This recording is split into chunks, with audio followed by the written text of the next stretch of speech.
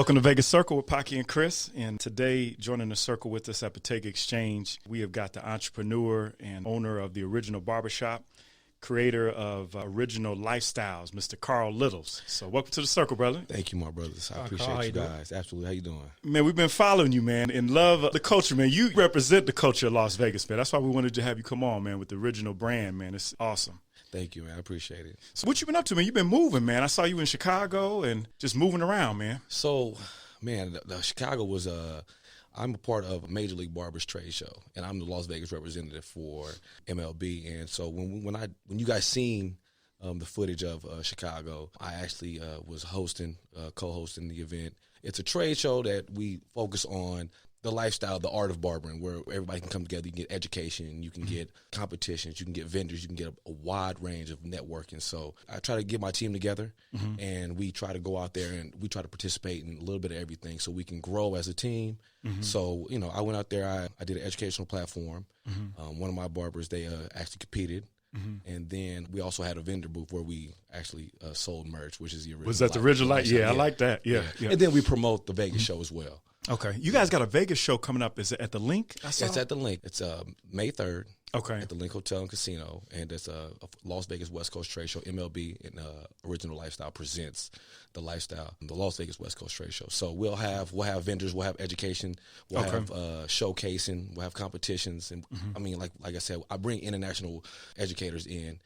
It's also officially sponsored by Wall and Andy's Clippers. So that's what's up. So you got some big vendors, man. Yeah. Yes. Yeah, that's some big vendors, man. Yes. You were just speaking for them too, man. You just some motivational speaking, huh? You were speaking for them recently, right? Yes. Okay. They did a tour. Okay. It's called the Disrupt Tour. They did that, and they wanted somebody from Las Vegas to represent the Las Vegas culture and be a guest speaker. So I was honored. I mean, who didn't grow up on Wall Clippers?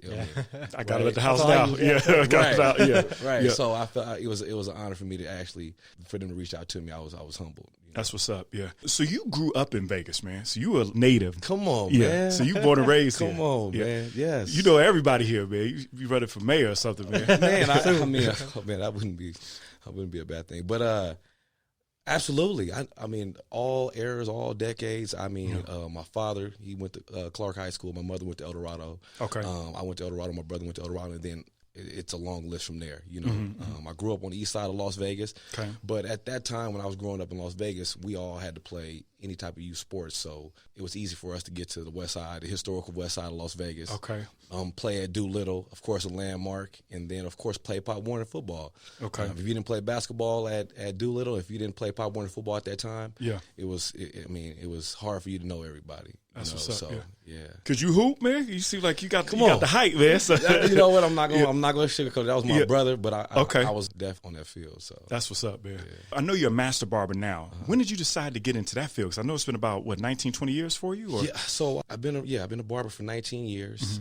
I've been a licensed barber instructor for the last 4 years. So how I broke into it was hard for me to deny it when I picked up a pair of clippers. My father had a pair of Wall clippers underneath the sink.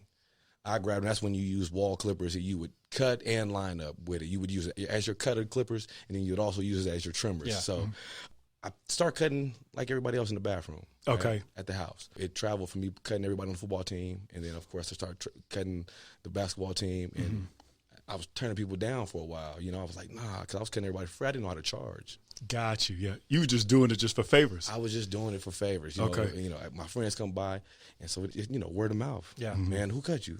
Carl cut me. Yeah. And so after high school, I wasn't the best on the team, so I wasn't getting no scholarship offers. So I basically was like, what else have I been doing my senior year? I've been cutting hair. My whole senior year, I had been cutting hair. So we didn't have no barber school in Las Vegas. So I had to get information on how to go to a barber school out of state, which was Oakland, California, because that's where my roots are. My father's from Oakland. Okay. Yeah, because originally Vegas, they didn't have – you couldn't go to school here, right? Because a lot of people going to Arizona, huh? Right. Okay. You needed a license to do it here. You needed a license to do here. But you went out of state. That's the crazy part. You had to get the hours. The actual credential hours you had to get from out of state. Okay. Once you got your transcript saying that you did the 1,500 hours, then you would submit it to the Nevada State Barber Board. And that just recently changed, right? With the last probably 8 to 10 years or so? Yeah, or? last 10 to 12 years, it's changed a lot. You first started, was there a lot of competition? Because it seemed like it was hard to get your No, you know what? It wasn't a lot of competition as far as barbers. The demographic wasn't like it was now. Yeah. Got it. Okay. You know, so it was very segregated when we came to barbershops. It was black barbers was going to black clients. And that sounds like white. Chicago. I'm from Chicago, so that's how it's very segregated like that. Yeah. So every barbershop was on the west side of Las Vegas. So it was like whoever had you following. And right now it's not competition with barbering. Just because why am I competing with a barbershop across the street or down the street when I have a barber right next to me that can take my client? Yeah. That's a great perspective, man. Yeah, so I mean, I don't think people understand what you just said, though. Right. Because that actually makes a lot of sense, man. Yeah, I'm like, oh, I'm trying to lose my clients to who? I mean, no. Who's walking in the door? Who's walking in the door? Who's walking good point. right to me? Walking right to you. Your clientele is going to, they like you for who you are, how you put that touch on them, your conversation, how they met, how the word of mouth got up. It's a lot going on for you to be competing against another barbershop, let alone another barber. Yeah, it's a lifestyle going to a barber too. Because we talk about it all the time. And Paki going to. I go to barber every week. Forever. It's crazy. I'm like addicted. Yeah, I don't know why. I always liked it since I was a little kid, man. Everybody like to get the fresh cut, man. It's the culture. I mean, 100%. Exactly. It's the complete culture of. I call it a fraternity. I agree with you. I agree with you. I call it a fraternity. It's funny. I'm gonna give my pops some shy. So my pops used to cut my hair.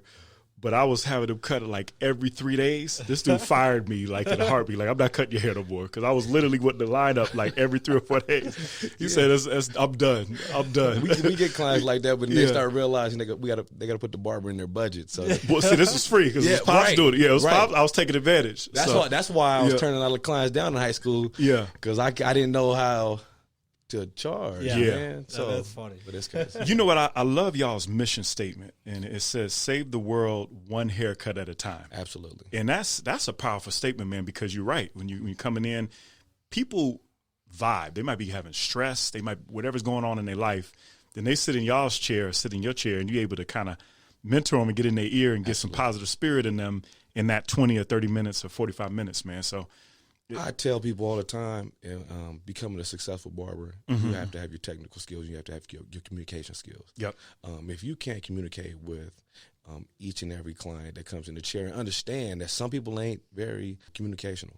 Yeah, that's true. Some people culturally too. Yeah. Culturally as well. Yep. I can sit somebody in the chair and then I can feel the vibe from the time he sits in the chair, even from the toughest guy to the most not tough guy. Of course, yeah. Right? Yep. And because you'll get some guys that really get in the chair and they're like, they got this whole demeanor to them like, man, you better cut my hair right or it's going to be a problem. Right? It's gonna be, I can notice that. Yeah. I can notice that. And then I also see a father, a soccer mom come in and bring her child as well and see, I don't know what he's trying to do with this.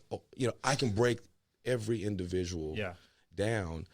Just years of experience, though. That's true. This is years of experience. So like you said, the culture is feeling everybody. Once you have a shop that feels the environment, man, you cannot lose. No, you can't at all. Yeah. And I just like just going back to the brand. That's why I like the original brand. Like he was saying, basically be you. Yeah. You know what I mean? And when you're going in there, that's what you do. When you go to with your old hairstyle, and now all the hairstyles seem like they're coming back, man, with all the it's out of control now, man. So it's funny, man. Did you happen to see this on the funny though? Did you see Shaq's hairline? Yes. But that was hilarious, man. Man, when you get anything that goes, I'm speaking for all the barbers in the world. Yeah. When you get any type of funny, viral haircutting, barbering thing on social media, helps. But not only that, every last one of your friends, clients tags you on it. Oh, that's love for you, though. No, it's great. Oh, I didn't think of that. But we absolutely love it because I get like when that went viral, I got like 12 to 15 DMs. They just shoot me. Carl, you see this? You see this, Carl? That was funny as hell. Man. It was hilarious. That was funny. It was hilarious. But I mean, now that we got fibers, it looked like he really had hair, right? That's why I can't line myself up. Come on, like Shaq. Hey, I'm gonna tell you about something before you leave. Yeah, that's what we want to talk about too. So, what is up with all the Beijing and all the whole? I mean, it's changed now. It has. You don't know what's real, what's not real. And I want you to put people on blast, but you know what I'm saying. It's a different world. It was frowned upon to about 8 years. 6 to 7 years, Okay. it has been real frowned upon for you to actually apply any type of enhancement, right? Okay. To get any type of hair unit, because now you're seeing hair units now All too, the time, yeah. right? Yep. So it was so frowned upon until they started making it to where it looked a little more realistic, like, a little bit more authentic, right? So you would get, now you got the hair fibers. That's an active fiber that you can kind of put on, and then you can put a hold on it. Now, if you have light areas around the corners of your hairline, now you can put a little semi-permanent where once it starts washing off, it starts looking a little bit more natural. I mean, men have insecurities as well. 100%. So, right, so women are getting weaves. They've been getting weaves for a long time. And we didn't look at a woman any differently, right? Because it was an insecurity of what we actually want to look like. And it's the same thing with men. Now, if you have any light areas on your hairline or on the crown of your head or even on your beard, now we have something for that. To be able to make it work. To make it work. And it's like, yes, we can shine some humor on it now. Of course. Well, it brings confidence, too, but it's funny as hell, too. Because I've seen the whole stuff with I tell you right now. Yeah. When we do any fibers, give it any enhancements in the shop. Yeah. I mean, if you can see the expression on the client's face. Yeah, I can imagine. I mean, honestly, and I have, because they go up, they went from here. Absolutely, yeah. And barbers in the shop now, we're showing them that, because I'll get it. If I'm going out with my wife to a concert, a show, shout out to Lonnie, because he's not only my videographer, right? Yeah. But he's also who I go to for my enhancements. Oh, that's what's up. Yeah, okay. He started it off in the shop to where it was nothing wrong with it. Okay. And because his confidence is up through the roof. And I'm looking at him, and, like my best friend. He sprayed his, and I said, man, do that to me. Were you comfortable in the beginning, though? It took a while. Because I'll be honest with you, I've had it done before. I was looking in the mirror like, nah, it was messing me up. I'm not gonna lie. But if you just take your time with it, let it wash out a little bit, it's not as bad, because you're gonna shine. Yeah, I got a little enhancements on it. Guys know now. It's not like, but now it's a household name. It don't even matter now. Right. Yeah. But I see what you're saying. I see what you're saying. Now but 6 years ago, I was laughing with everybody else. Yeah.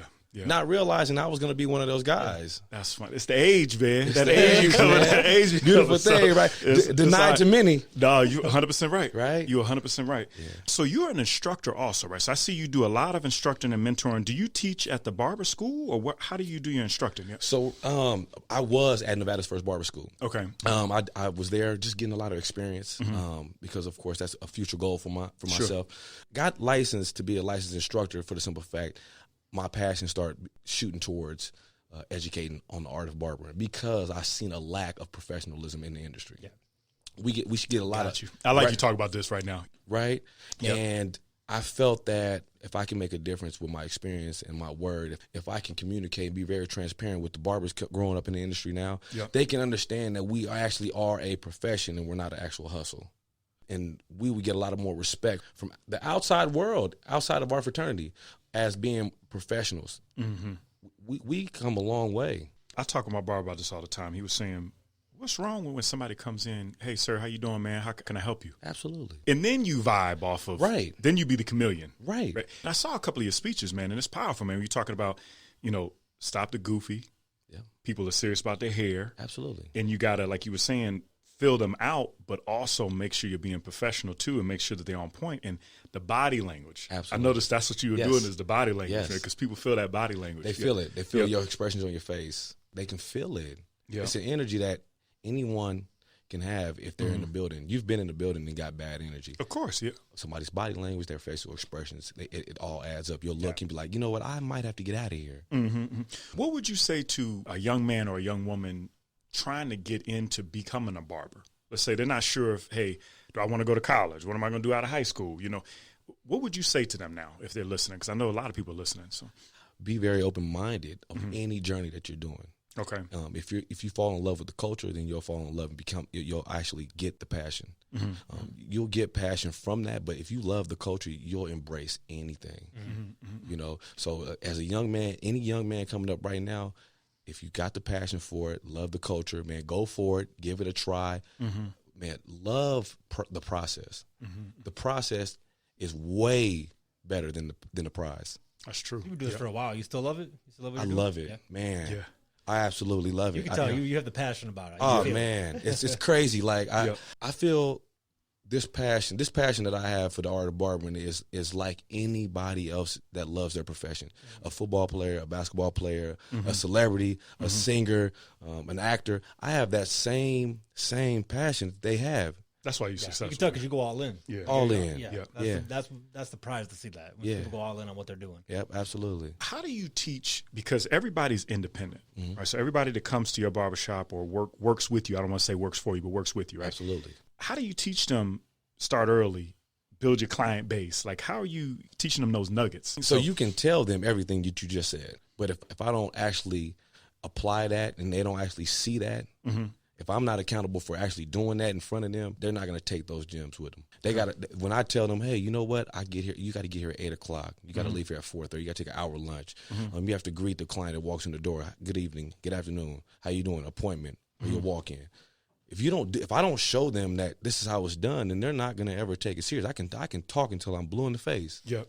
Right? Yeah. But if I don't actually show them this, if I don't lead by example, then it's never ever going to actually sit in there as a seed for them. Yeah. You know, and I mean, that's what I signed up for. Yeah, that's what makes it more of a business than a hustle. Yeah. I really signed up. When the people were like, man, Carl, you still here folding towels? You sweeping the floor? I signed up for this. I know what I signed up for this. That's real. Yeah. You know? How do you deal with a difficult customer? Oh, man. Because I know that happens. Right? Yeah, I know that happens on a regular. Yeah. So, I mean, you still got to take into consideration the client is always right? Yeah. You got to go into it already. Your mind frame is, you know what? Let me hear what you have to say. And then, however I can solve this problem for you. I don't want to make this a debate. It's not a debate. You're unsatisfied. Yep.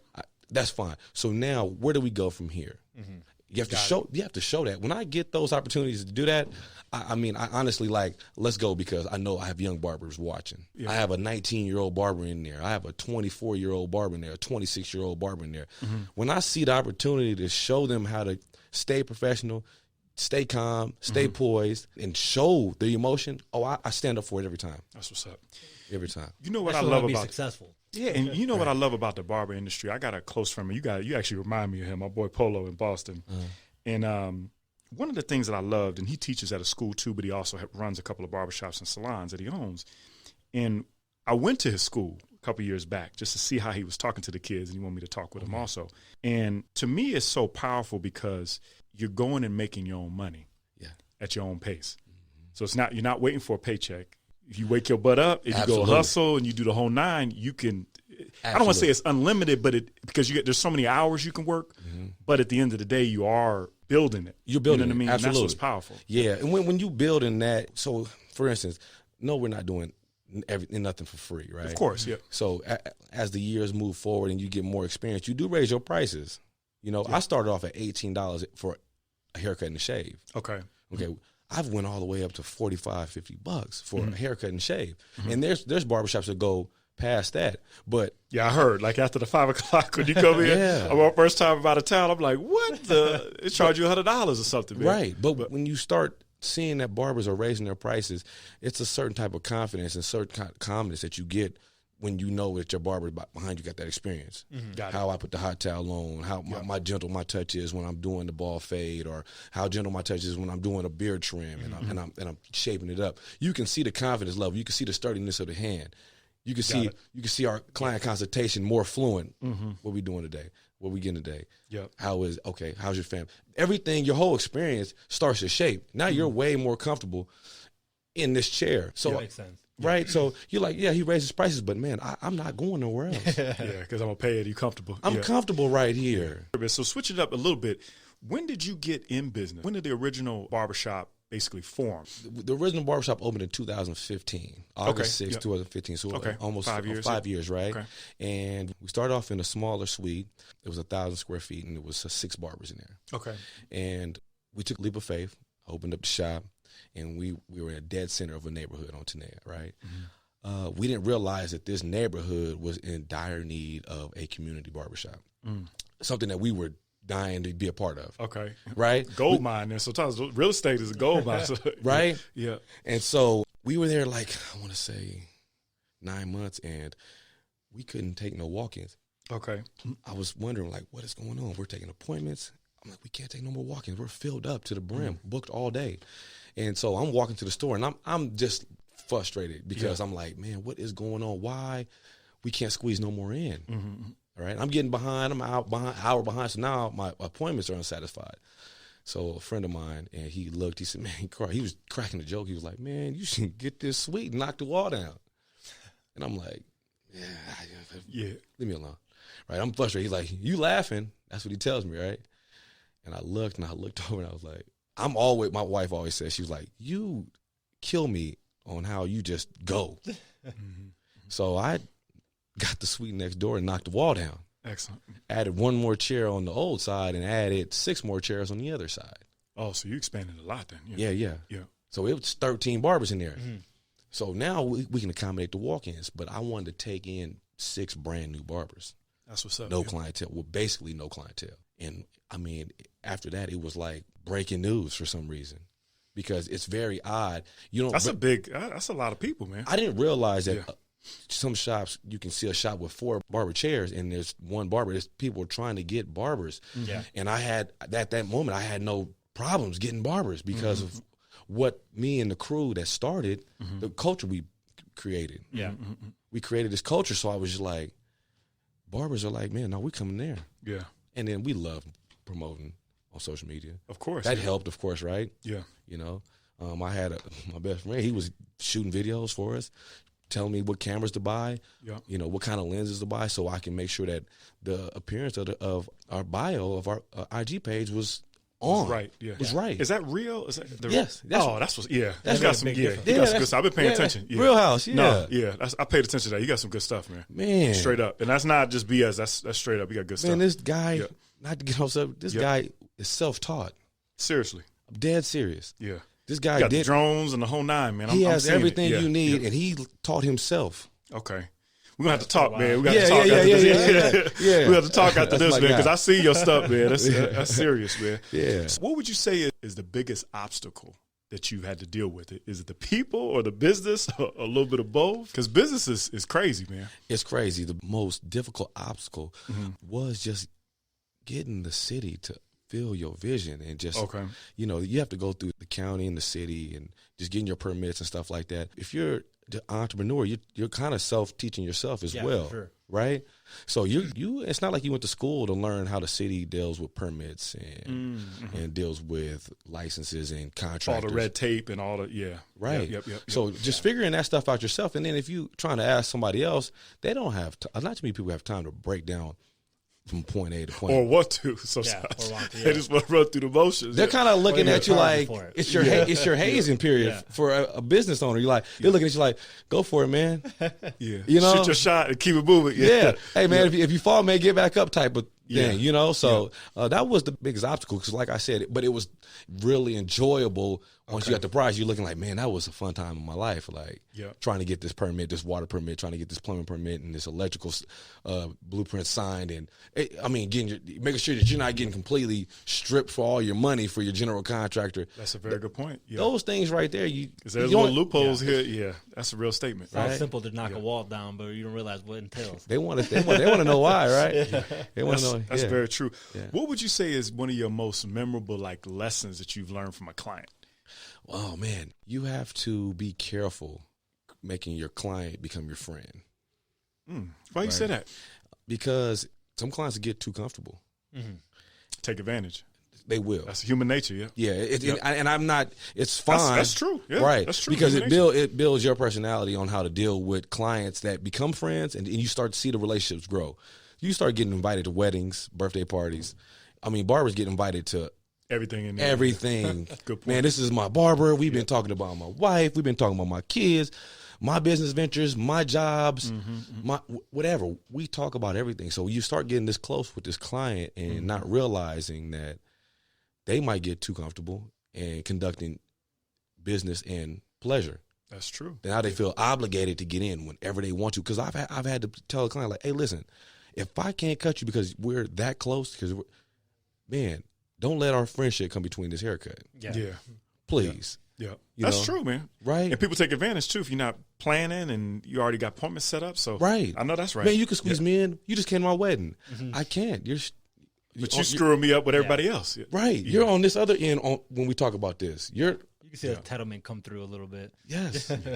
Yeah. So for those clients out there, man, be easy on your barber, man. No, I've seen it. I see that in the flesh. So man. people try to take advantage. You hear, come on, man, get me in, blah, blah, blah. And I got my kid, and I got. Come on, man. Yeah, so if I squeeze you in, and me squeezing you in, it's going to cut into my family time when I have to leave. So now I'm neglecting my family. That's a very good point, man. You know, so if I get behind at 10:30 in the morning, it's over.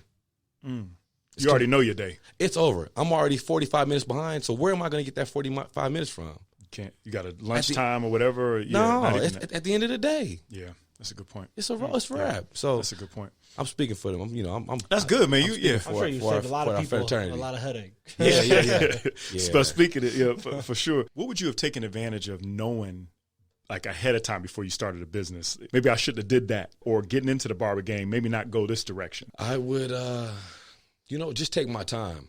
Okay. Take my time. Don't rush it, because if you already have the vision, if you already have your license, if you already have your credentials to open up a shop, and you have the finances for it, let it unravel organically. Don't ever sporadically try to open up a business. You'll get barbers that'll get mad at maybe, I don't know, the barber next to him, or you might get mad at the owner. You know what? I can do this. And then now he's leaving, and now he's trying to open up a shop. They don't realize that overhead, though. Right, out of spite. Yeah. You know, out of straight, like, I'm going to do it to prove. Don't do it to prove nobody wrong. Do it because this is what you loved, and you always had a dream, a vision to do. That's true. You know, so. What would you say your main focus is right now? My main focus is to keep the barber industry uplifted, bright. I want to continue the legacy of a barber and grow it from there. Okay. I love the art of barbering, and it's actually helped me support my family. I'm sending my daughter through college. That's what's up. She's at UNR at this moment, and I'm super proud of her. And I've actually, I purchased a home. I bought a shop from all behind the chair. That's awesome. All that time, man. Oh, man. All that time. Yeah. Right? Let's see the fruits of your labor come through. Yeah, man. That's excellent, man. Stay focused. Do it the right way. Yeah. Yeah. Yeah. That's straight up. Yeah. Be good to people. People be good to you. Exactly. Yeah. So talk a little bit about Original Lifestyle, man, because that's what I would get. I love the Original Lifestyle, man, as far as the fashion and the whole nine. I was seeing pop-up shops and the whole nine. So what made you start that? So, man, I always knew that when you're doing something, you're trying to get the word out, right? Okay. I could have gotten a bunch of marketing shirts that said the Original Barbershop, sure, right, with the address on the back. But how much are they your following going to actually wear that? Yeah, that's a very good point, man. I'm like, because I'll be honest with you, I wear your stuff, man. When I saw it, I said, "Damn, man, I'm looking." I said, "Okay." So got flavor, man. When I thought about it, I was like, let me just put Original on there in different fonts. And when somebody asks you, him, her, man, why do you wear something that says Original on it, right? That's a hell of a branding. That's branded, okay. Right? They're automatically gonna say, "Man, my barber has an apparel line." Yeah. And it's the lifestyle of this, right? And man, they sell apparel, and it's Original in different colors, different fonts, different styles. And so we just thought, like, man, the barbers will wear it. If they're coming to work, they don't have to always wear the same old. And I love the barbershop logo. I absolutely love it, right? But it's timeless. It's timeless, right? But when you see Original written in a font that's a cursive font or a bold font, and we got some graphic tees. Yeah, I like that Original when you got the Original, the dot, and the right, dictionary. Absolutely, I looked that up. I said, okay, right, yeah. And so when we said, you know what, we'll do that, and we'll just start giving it. That was something for the people that we love support us, and it just grew out of this world. I couldn't believe it. Like, our website is under construction because we're doing another business venture with that. Good. So I'll get you all that. Yeah, I got you. Yeah, that's one. I'm telling you what I want. So I got you. You don't even worry about that. That's what's up. And so I didn't feel it was a bad thing for people to say, you know what, man, I'm going to go patronize their business, because I've had a lot of barbers come in the shop and say, man, I'm going to patronize your apparel, because we set up a whole display area for it. Right, but we just wanted our following to support us. When they're in there, they're looking, they're sitting there like, oh man, girl, give me that in that color, and give me that hat. See, that's it's gonna Give turn a whole me. separate thing. Yeah. But Right. give me is a different, yeah. Right. I'm just trying to support the movement, which is, it feels like a movement because you Yes. said it's not a copy. No. And when I saw that, I said, damn, I like what he's saying because Yeah. it's not a copy. It's basically, it's no imitation with it. No. Your own original. I love that. And nowadays, people want to, follow that brand, the brands that are moving. I like what you're doing, man. Man, don't say no more. Straight up. Yeah. Don't say I like no what more. I yeah, got you. That's what's up, man. Yeah, You from Vegas, man. We ask everybody, what's your favorite restaurant in Vegas, man? Man, my favorite restaurant in Vegas. Yeah. Right now. Golly, bro. Oh man. Locally. Yes, local. Whatever you got, whatever's on your mind. It could be a hidden gem or if it's fine dining, whatever's on your mind. Right now it's Saffron. It's right around Saffron. It's an Indian an Indian restaurant. restaurant? Oh, Yeah. okay. Yeah. Okay. That's my spot Are you a right big now. Indian food fan in general? You know what? My wife is like a Food Network okay. fanatic, right? Okay. And so every time we see Indian food pop up, she was a big That's what's up. Anthony Bourdain fan, right? She was like, Oh, yeah. she Yeah. loved the hell out of Anthony Bourdain. I used to be looking at her like, all right now. Man. Take it easy. Take it easy. Right? But so I would see Indian food on there. I would see the Yep. curry chicken. I would see the naan, the cheese naan. Right? I would be like, man, that looks so delicious. So actually, my cousin, he is a vegetarian. Okay. And so he's been going over there like a maniac. Right? Carl, come here and get me get Got a that flavor, man. Yeah. That flavor. Yeah. come over here and get something to eat over here. Him and another Barber Tom. Okay. And get an Indian beer and then get some food. And I was like, man, this is really good. I take it home to my wife. She was like, we need to bring that home on them nights that it's a little late. Yeah. Getting from the shop. Yep. And so now I'm just going for the lunch specials, and I'm on the way home. I'm picking And up it's healthier some for you too, man. Yeah, You we're- said with the vegan setup, Yes. so it's healthier for you, man. Yeah, That's absolutely, awesome. absolutely, man. So you say the name one more time, Saffron? Saffron. Where is that at? I don't even It's know on that spot. Tanea and Okay. Craig. Okay. right We gotta behind the check that out. McDonald's. Mark that down, man. I'm gonna Yes. check that out. See, I like Yes. Indian food, so we got to Yeah, check that's that like out. my spot. I'll go check Yeah. it out. Yeah. I got to shout out Angel and Letitia. That's one of our people, man. They love Indian food. They just came back from India, so Tell them to stop by there and Yeah, I'll tell tell them them the to come original check you out. barbershop sent them. I definitely will. Yeah. Angel Letitia from Live to Give. What's the future, man? What's the future for you and for the original? I want to say brand. I don't even want to talk about just the barbershop, but just the original brand in general. The What's the original future brand. for you guys? Man, we are a lot of education. Okay.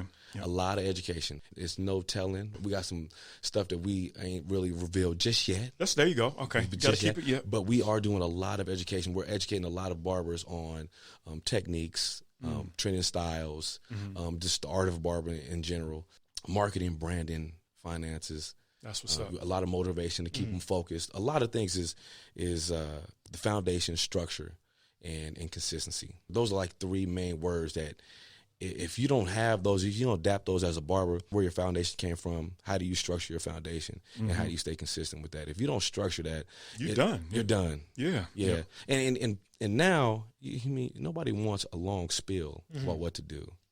Everything. Everybody wants it now.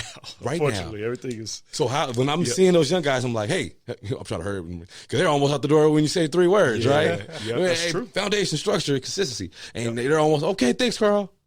They out. Yeah. They out, because everybody wants it now. But that's what the brand right now. Yeah. We're just structuring everything to maintain it and grow it.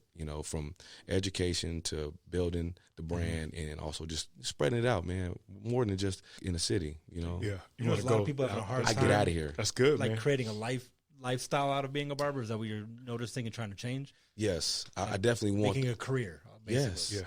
Yes. I can see it in you, man, because you got that swagger, man. So you got the whole swagger with the original brand. So I see this go in a different direction. So Man, in a big way. I'm not just saying that, in a big way, man. And I I appreciate felt that that. just from seeing everything and then talking with a couple people in the city. They were like, this dude's the real deal. Oh man, my supporters are amazing. Yeah. My friends and my family is amazing. Everybody around us is so supportive of the movement. They see that people that are supporting me don't get cut by me. They don't have to necessarily get cut by me, but they speak very highly of me, and that I have to say no more. I'm glad you said that. One thing I noticed you say, when you post pictures, you don't know if it's you or not. Yeah. That's something different. Yeah. I don't think I've heard anybody say that. Yeah. Usually it's people shining on themselves. Yeah. And that shows you're a true entrepreneur is Yeah. because you're not just putting the shine on you. You want the business to grow. Man, I love. When I saw the that, new I said, guys, okay, this yes. brother get it, man. Yeah, I You get love it. the Yeah. youth. I love my guys at the shop. Yeah. I want us to all come. It's easy if I was just like, you know what, it's just me. I'm out of here. Yep. If I just had a studio, well, most people is me. Yeah, yeah. I can go get a studio and have the same energy and just do me. Yeah. Bring your team with you. Yeah. They coming. Yeah. They coming with me. I ain't necessarily. That's awesome to see. Yeah. I'm bringing my team. Man, well, we appreciate you. Hey, we gotta bring you back. Yeah, man. absolutely. There's a lot of future for you. Come on, man. Support Anytime. everything you're doing, man. Thank you. Tell people where they can reach you at Barbershop, if you can shout that out, your social medias and the website and everything. Absolutely. Yep. Follow us at the Original Barbershop LV, and then you can also follow myself, Carl Littles _ the Barber, and I'll definitely send a shout out to _ Original Lifestyle _ and then let me give that shout out to my trade show. Yep. MLB Las Vegas West Coast Trade Show, May 3rd, Link Hotel and Casino on the Strip. Okay. This is the first barber trade show ever to be on the Strip. That's I'm awesome. gonna come check that out, man. That's at the link. It's on the Strip. We're gonna check that out, man. In May. Okay. Yes, that's big for the barber industry. We'll repost that, man, when it comes out in May too. Thank you. So yeah, we got you on that one, man. Thank you. So appreciate you hanging out and Yeah, check out my man too behind the film too, man. Hey, nobody else but he's Real serious, man. House, man. He got some real stuff, man. So thanks for hanging out with us, man. Absolutely. Thank you, man. Yeah, no Thanks for doubt. having me.